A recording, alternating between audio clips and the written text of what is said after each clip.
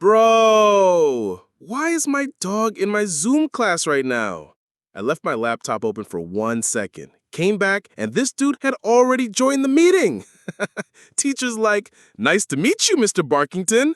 Meanwhile, I'm in the corner trying to log back in like, bruh.